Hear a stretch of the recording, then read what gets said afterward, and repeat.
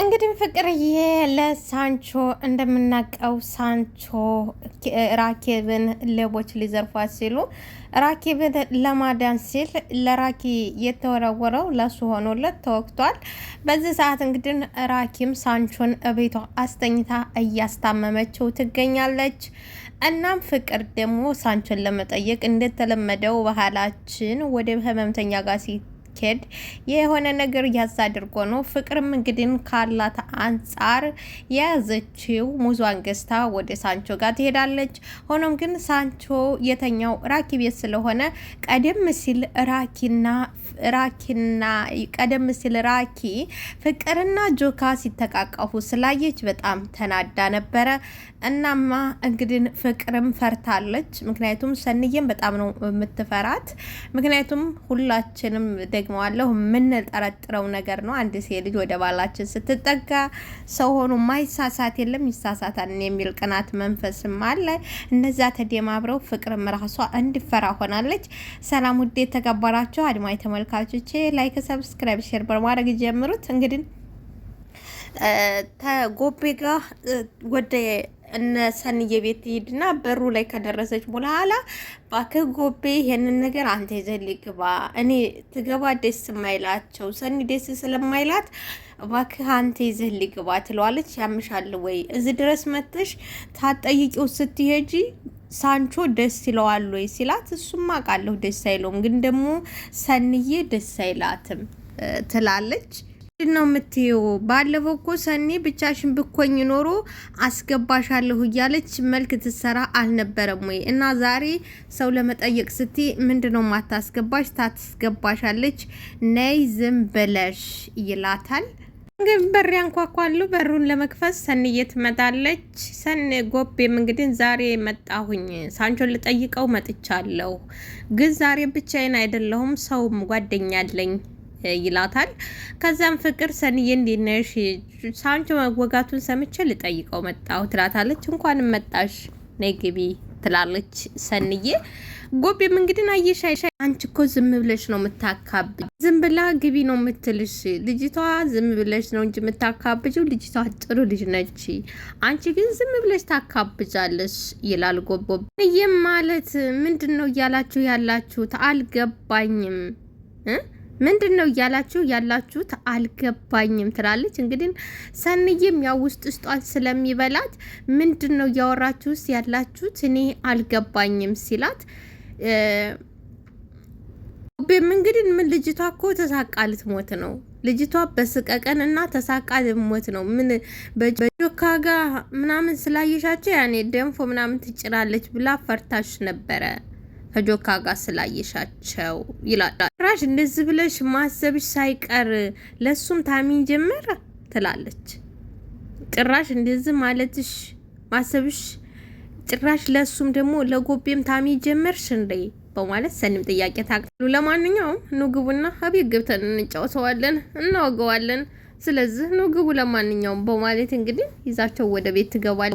ቅርም እንግዲህ እንደዛ እንኳን ሳይሆን እኔ እኮ ሰላማችሁን ለመረበሽ ስለማልፈልግ ነው፣ እኔ እናንተን ሰላም መረበሽ አልፈልግም፣ ለዛ ብዬ አይደል። ሰላምን መንሳት ካልፈለግሽ እኮ በግልጽ የምታረጊውን ነገር ሳይሆን በድብቅ የምታረጊውን ነገር ማቆም አለብሽ። ይሄንን የምትላት እንግዲህ ከዚህ በፊት ለጆከር ስልክ ትደውልለትና ከዛ ና እየጠበቅኩ ነው ትለዋለች። ሰንዬ ነው የነበረ በሰዓቱ ስልኩን ያነሳችው። ሰንዬ ስልኩን ስታነሳው ግን ትላለች፣ ገብቶኛል ከሰኒ ጋር ነህ፣ በቃ እያስጠበቀኝ ነው ቶለና ትለዋለች። እንግዲህ ይሄንን ነገር ሰኒ ሰምታለች። ሰኒ ነበር ያነሳችው። ለዚህም ነው በድብቅ የምታረጊውን ነገር ማቆም አለብሽ፣ በግልጽ አድርጊው። ገባኝም ትላለች ፍቅር። ነይ ግቢ፣ ዝም ብለሽ ነይ ግቢ ብትገቢ። እንግዲህ በአሁኑ ሰዓት የሳንቾ መወጋቱ ጠቅሞታል። ለያትዬ ይላል። እንግዲህ እኔ በነገራችን ላይ ራኬብም ቀዝቅዛለታለች። እንደምናውቃት ራኬ ክፉና ኃይለኛ ጀግና ነበረች፣ ግን ለሳንቾ ሲሆን በጣም ነው የቀዘቀዘችው። ሊያቴ ይሄ ጎቤ እኮ እያሰለቼ ነው አቴኝ ትለዋል ይላታል። የስቲ ሙዙን አቀብኝ፣ ፍቅር ያመጣችው ሙዝ አቀብኝ ይላታል። ራኩም እንግዲህ ሙዙን አንስታ ትሰጥ ይህ እንኳንም ተወጋሁልሽ አየሽ አይደል እኔን ለመጠየቅ ሰው ሁላ እዚህ ቤት እኮ ነጎደ ነው ምልሽ። እንኳንም ተወጋሁልሽ። ለያት ተጥለቀለቀ። እኔን ጠያቂ ቤቱ ተጥለቀለቀ። እንኳንም ተወጋሁልሽ ይላል። ጎቤም እንግዲህ ገና ምን አይተህ ገና እነ ጢጢና ቹቻ እነ ይመጣሉ ገና ምን አይተህ ይላል። እንግዲህ ራኪብም እዚህ በላይ ሰው እንዲመጣ አልፈልግም። ሰው ባታመጡ ደስ ይለኛል። መጠየቅም ካለባቸው ጓደኛ የሚጠይቅህ ካለ እዛው ትወጣ ይጠይቁ እንጂ ከዚህ በኋላ ቤት ውስጥ ሰው እንዳታመጡ ትላለች። ራኪ ነው ወጣው። ትቀልጃለሽ ወይ? እንደዚህ ዝንጥልጥሌን አውጥተውት እንደዚህ አድርገውኝ የት ነው ወጣው? ትቀልጃለሽ እንዴ? ከዚህ በኋላ ቢያንስ 1 አመት ልቆይ ይችላል። ለዛም ከዛ በላይም ልቆይ ይችላል። እና እየቀለድሽ ነው ወይ? የት ነው ወጣልሽ? የት ነው ወጣው? እንደዚህ ኮኝ ምን ላይ ነው ወጥቼ ጎዳና ላይ ነው የምታመመው ይላል። 1 አመት በላይም ልቆይ ይችላልው። ከዛ እነሱም ይረሱኛል፣ አንቺም ትለምጅኛለሽ፣ እዚሁ እንስማማለን፣ አለቀ በቃ ይላል። እንግዲህ ይቅርታ ሳንቾ ከራኪ ፍቅር ይዞታል። ኦሬዲ አይኖቹ ውስጥ የሚታዩ ነገር አሉ። ፍቅር እኔም እንግዲህ አንተ ግን መቀመጫህን ሳይሆን ምላስህን ነበር መወጋት። ተሳስተው ነው እንጂ ያንተ መውጋት የነበረባቸው ምላስህን ነበረ፣ መቀመጫህን አልነበረም። መቀመጫህን ሳይሆን ምላስህን ብለህ መለፍለፍ፣ ዝም ብለህ መቀባጠር አይደክምህም እንዴ? አንተ ላወራው እኮ እኛ ደከመን። በቃ ዝም ብለህ ትለፈልፋለህ። አንተንማ መቀመጫህን ሳይሆን ምላስህን ነበር ደግሞ እንግዲህ ለምን ይደክመኛል? አፌ እኮ አልተያዘም። መቀመጫዬን እንጂ ወጉኝ አፌን አይደለም። ምላሴ ጤነኛ ነው። ስለዚህ ለምን እንዴት ይደክመኛል? ምን ሆኜ ይደክመኛል ይላታል። ሁንስ እንግዲህ አመጥቶ የለም ወይ? ቤቱንም ጨስ አርጉበት። ቀዝቅዟል። ሞቅ አድርጉ። ቡናም አፍሉላት አለ። ቡናም አፍሉላት። ቤቱ ሞቅ አድርጉት እስቲ፣ ቤቱ ቀዝቅዟል ይላል ሳንቾ። እንግዲህ አረ በፍጹም አያስፈልግም። እኔ ማንንም ማስቸገር አልፈልግም። እኔ አንተ ልይህና ልጠይቅህ ብዬ መጣሁ እንጂ ሰው ላስቸግር አይደለም። ማንንም ማስቸገር አልፈልግም አለች። አንተን ለመጠየቅ እንጂ የመጣሁት የነሱ እንግዳ ለመሆን አይደለም። እነሱን ላስቸግርም እንደዚሁም ደግሞ የነሱ እንግዳ ለመሆን አይደለም የመጣሁት። እኔ የመጣሁት አንተን ለመጠየቅ ነው። ስለዚህ ምንም ነገር አያስፈልገኝ። ጎቤም እንግዲህ አንቺ ምን አለበት ዝም ብቲ፣ እኛ ባንቺ ሰበብ ብንጠጣ ምን አለበት? አንቺ ቢያንስ ዝም በይት። ካጠጣሽ ትጠጫለሽ፣ ግን ላንቺ ተብሎ እንግዳው አንቺ ስለሆንሽ ላንቺ ብሎ ሲፈላ እኛ ብንጠጣ ምን ቸገርሽ?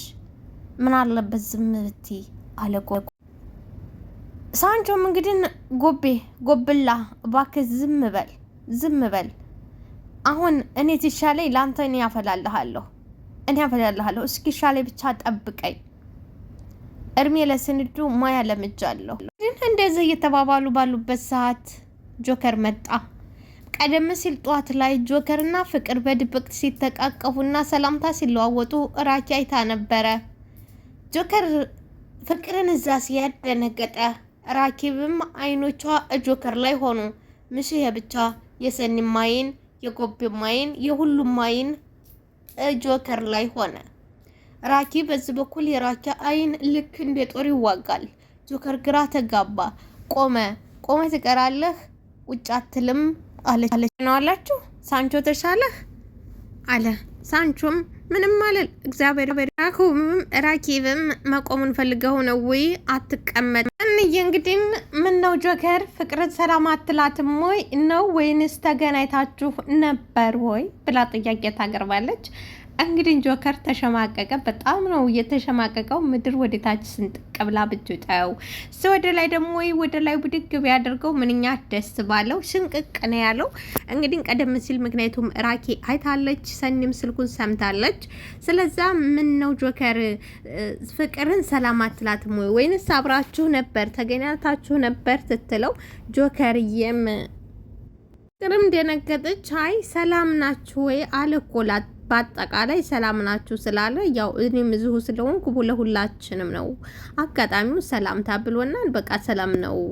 አንቺን ልጠይቁ መታችሁ ነው አይደል? አለ ደግሞ ጆጆ። አንቺም እናንተን ሊጠይቁ ነው ወይ የመጡት?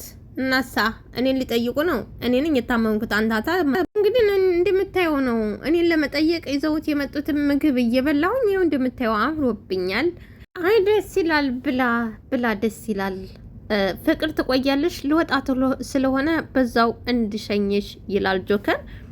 ሰኒም እንግዲህ እንዴ ምን እየሆንክ ነው? እንግዳ ውጡ ይባላል ወይ? እንግዳ ተቤት ውጡ ይባላል ወይ? ምን እየሆንክ ነው ትላላ። አዎ ሊወጣ ስለሆነ በዛው ልሸኛት ብዬ ነው ይላል ጆከር። ፍቅርም እኔ ቆይቻለሁ፣ ስለዚህ መውጣት እፈልጋለሁ። ከመውጣቴ በፊት ግን መታጠቢያ ቤት አሳይ። ፍቅር ወደ መታጠቢያ ቤት ስትሄድ ጆከር ተከትሏት ይሄዳል። በዚህ ሰዓት እንግዲህ ራኬብም ሰንዬም በጣም ነው የንትን ያሉት። ምክንያቱም ያስብላል። አሁን እንደኔ ተከትሎ መሄድ አልነበረበትም። ኦልሬዲ መታጠቢያ ክፍል እሷ ስትሄድ ለምን ሄደ? አሁን ጆከም ራሱን እያጋለጠ ነው። መሄድ ያልነበረበትም። እንዴት ይሄዳል?